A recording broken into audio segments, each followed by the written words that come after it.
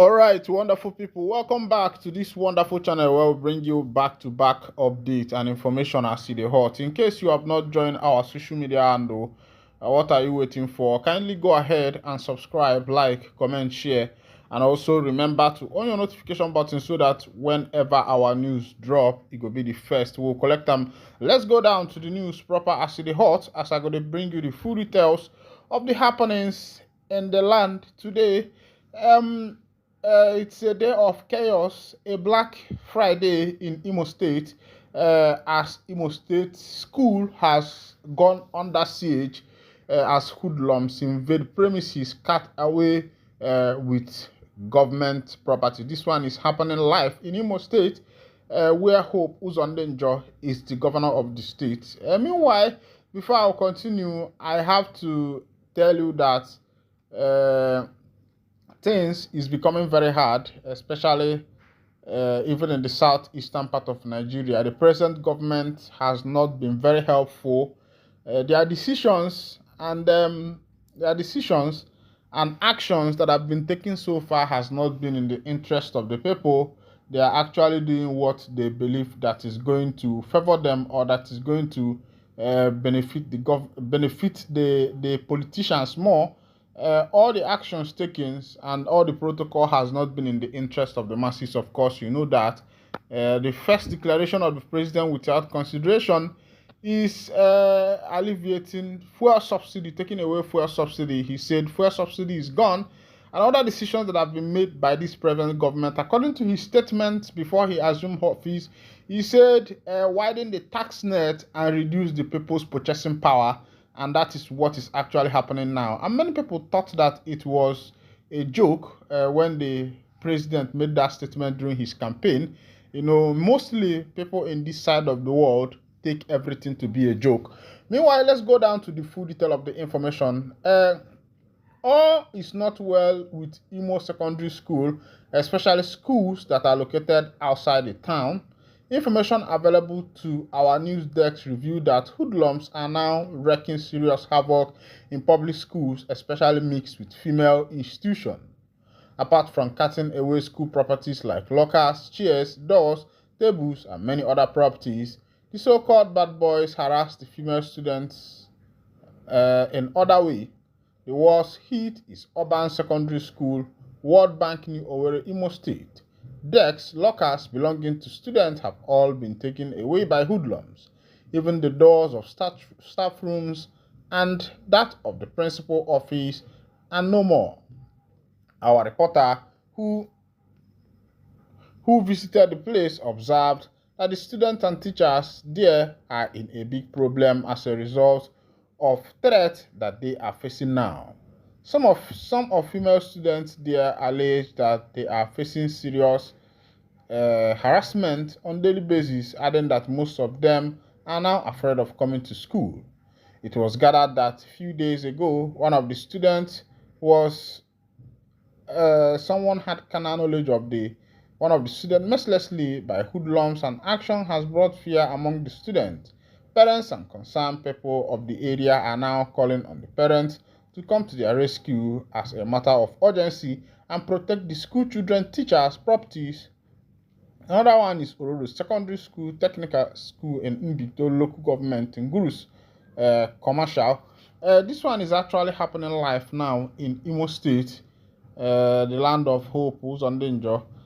That students are now becoming very afraid of even going to school because of the actions of hoodlums in some of this area. Some of these things were not like this before, but in the present day Nigeria, things have actually changed with force due to hunger and hardship that the people in the nation have found themselves.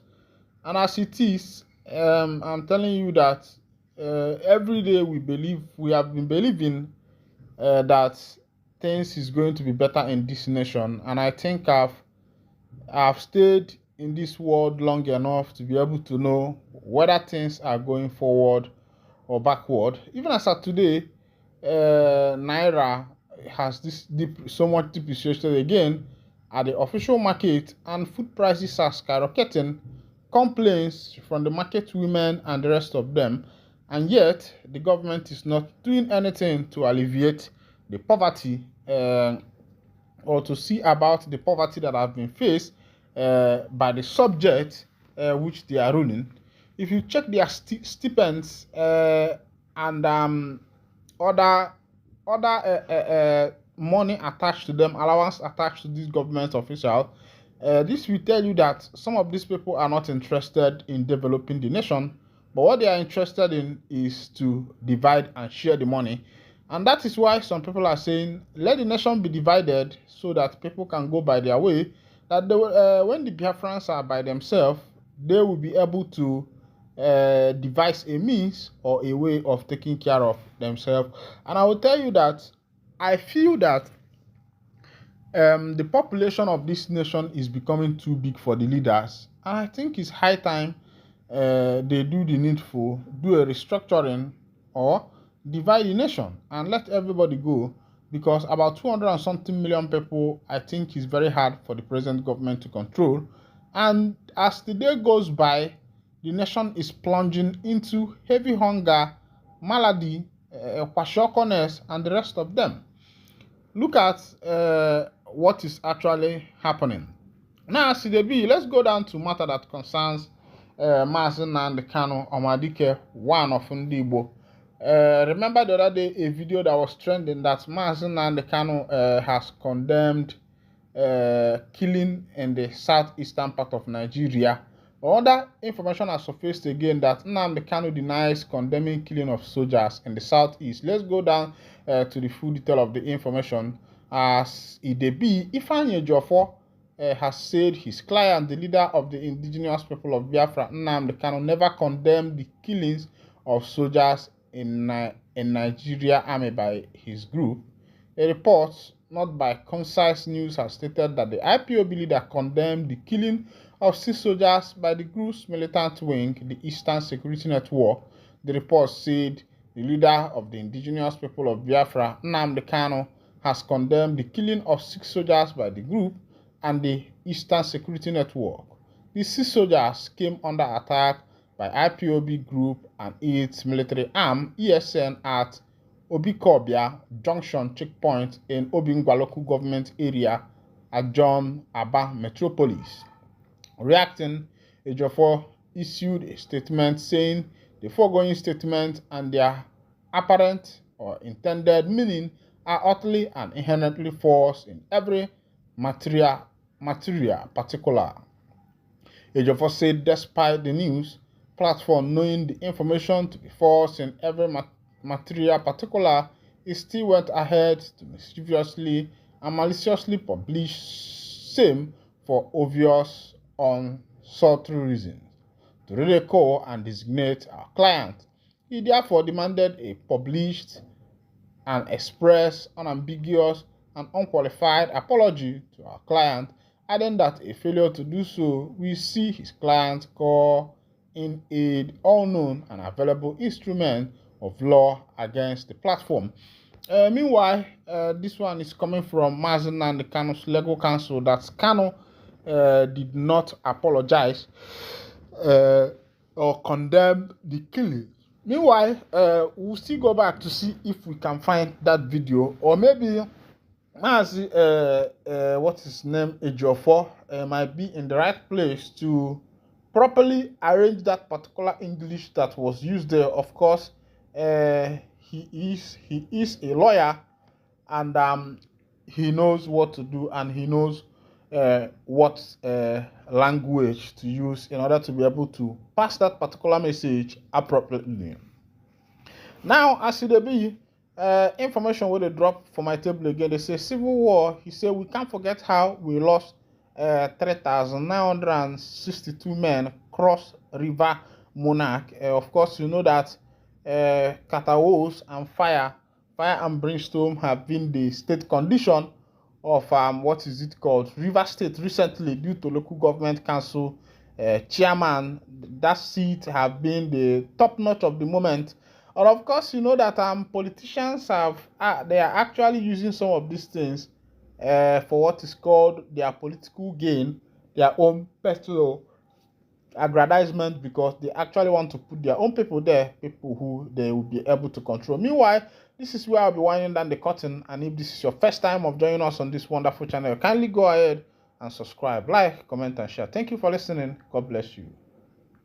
They tell man, say make he tell the other. I think it's high time the government start doing what is right, because every day the amount is on waiting to they call them Master Simon Epka, Master Simon Epka, Master Simon Epka. Now he don't reach in the Bible na put down nikili. Asikeje megene keje choban no no go. That video on your screen now the matters where we say it is sub for Rivers State now. And according to another information where we say they drop for my table, say Asari Dokubo don't also support in don't go support Rivers State youth. He say what Rivers State youth they do, say that one a correct matter, because the time of the man where we say he did for that particular office, say in time don't expire, and in suppose come out for that particular office. And the youth there don't give an woto. Now, from waiting at the see for this video, you go see say Rivers State boys, they para. they para as they be. Other information where we say it they drop for my table, they say this one is coming from the ex-handle of the Prime Minister of the Biafra Republic government in exile, Master Simon Epka. He said Biafra government will to demand the withdrawal of all Nigeria terrorists in uniform from Biafra territory. The movement to restore peace, sanity, and respect to life and human dignity has begun. Those who declared war and committing atrocities against Biafra people are kissing the dust. I'm not going to show you this particular video way there for my screen, because it is too horror. It's not what you will like to see. And if I actually post it, bring it up here on our channel, our people, what do they call YouTube, might not like it. Another information, this video you can see where the NIG army military boss is they burn to ashes, and make I just check to know what is actually happening to that particular place before I go bring down to you. They say the NIG terrorist state at HQ Nigerian Army declared war against Biafran has taken up the challenge after many years of killing them. The chief of army staff called it jungle asymmetric warfare, but we choose how to fight them back. We dictate how this war is being fought, and it will continue to be so until freedom. This one is actually coming from the Prime Minister of the Biafra Republic government in exile. Another comments that are following this thing on that says, for the first time I met through the whole comment section and no any Afonjas, Fulani jihadi terrorists commenting. This one shocked their Afonjas. Of course, what is happening here is, meanwhile, I will say that Bikono Ndebanye, I don't think that violence is the way to find peace.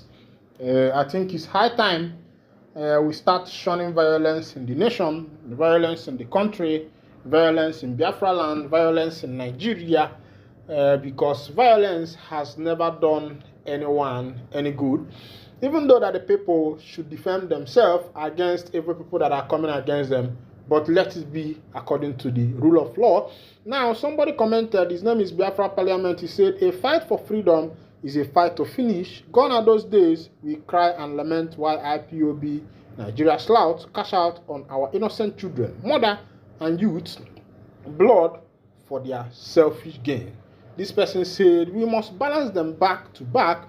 More than millions of Biafrans they died during the war, and after the war, the game starts now. Hope Gumi Deboko Ha, money collector, will join his fight in Biafra land. Musa and Gumi, the game is on. Come and play your last card in Biafra land. Another person commented, he said, Pythons are now sleeping in peace after dancing for many years on the head of the innocent indigenous people. Kudos to the BRIG government for this anti-terrorism special operation. You don't share for the obodo, my people. Waiting I they see for my screen here. I go to read them out to you one by one. As they say, Chief of Army Staff Glagbaja raises alarm, says Nigerian soldiers suffering from battle fatigue, PTSD, and substance abuse. You don't share. They say the NIG soldiers they suffer from battle fatigue and also substance abuse. It means that some of those soldiers they take something where we say you yourself no please. I would advise that whenever you meet security personnel, don't go and confront them because some of them are actually onto something. So don't go and confront them. I have one information from Sahara Reporters. Sahara Reporters says breaking Nigerian inflation hit 16-year high despite claim by Tinubu presidency that prices went down. Anybody that is telling you that prices has gone down in this present government, my brother, fear that person. That person must be feared more than death. I'm telling you, to be honest, the bag of rice, they say the bag of beans is closing to 100 and something thousand, and for you to get a cup of beans is closing at 400 naira and is getting to 500. And the question is, how is the poor man going to feed? That's the question you are going to ask yourself. And if you are able to answer this particular question, you can ask me back. Then I will be able to answer you back as it is. Another information way there for my table, Woto don't clash between the NIG army and the rest of them. You can see what is actually going on here on Twitter. There's a lot of things there. This one is coming from Epka. He said the Biafra NIG aggression of Nigeria terrorist army is being tactically repelled and resisted by the BDF. This is what Nigeria TR is hiding from the outside world. Second civil is here. Go say Tila. Mas kwano wayo. Wabunwayo wayo. Wabunwayo wayo. Konyo buna we malife. Wabunwayo. As the be, you need to understand that what is wayo. I don't think I'll keep saying it that actually violence is not actually the way. I believe that taking this thing through the means of pepper and other means would have been very better. Another one, a lot of things are happening here. I wish that I will be able to be bringing this thing to you. Other information, they say Netherlands welcome Biafra PM, His Excellency Simon Epka. This one is actually happening in Netherlands, and I will get you the video live so that you can see what is actually happening in Netherlands and how the Netherlanders welcomed the Prime Minister of the Biafra Republic government in exile. Another information, Opera News say any Igbo person investing in Lagos and not, they need to examine the person's brain to know whether the person is actually all right. They say any Igbo person investing in North or Lagos State should be investigated psychologically to be able to know whether the person's brain is actually correct. Meanwhile, here, this is where I'll be. This is just an update, and I'll be winding down the curtain here. And if this is your first time of joining us, kindly go ahead, subscribe, like, comment, share, and also remember to on your notification button so that whenever our news is taken down, is coming by, you go be the first. We'll collect them. Thank you for listening. Yeah. Oya kolonya megine. Na kokwalo nwanne. Waiting to happen for the obodo. There has been the First Bank of Nigeria has uncovered a fraud that was carried against them by one of their employees, amounting to the tune of 40 billion naira. And this person, the person who carried out this fraud, is one of the managers in the bank in Lagos. Let's go down to the full detail of the information. But before I continue, I want to advise you, all my followers. Shout out to each and every one of you. Without una, me no go day. As it be, please, in case somebody tell you, my friend, let me transfer money to you to transfer to somebody, so or something like that, or you tell the person to transfer to the person. My brother, don't agree, because by the time I will be reading the full detail of this information, you will find that the bank has decided to trace every single bank that this transaction went to, and they are going to find out, the reason for the transaction. And this is going to show you that the country, technology, somehow it's very hard for you to beat technology, or no matter how you cover some of these things in a system that is well organized, one day it is going to find you out. Let's go down to the full detail of the information. Fraud. First Bank employee Tijani Muse Adeyinka has been declared wanted for diverting 40 billion naira to 98 bank accounts.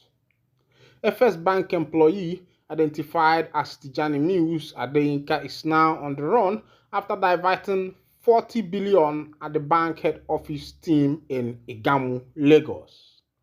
He allegedly diverted those funds to 98 bank accounts classified as first beneficiaries, including his wife. The bank, with a market capitalization of 829 billion, reported the incident to the Nigerian police force on March 25, 2024, and obtained multiple court orders to freeze accounts connected to the stolen funds. As reported by Tech Cabal, Tijani Muse Adeyinka, the employee implicated in the scandal, held a managerial position in the electronic product team at First Bank headquarters in Igamu, Lagos. Adeyinka, now a fugitive, allegedly diverted approximately 40 billion, around 29 million United States dollars, over 2 years.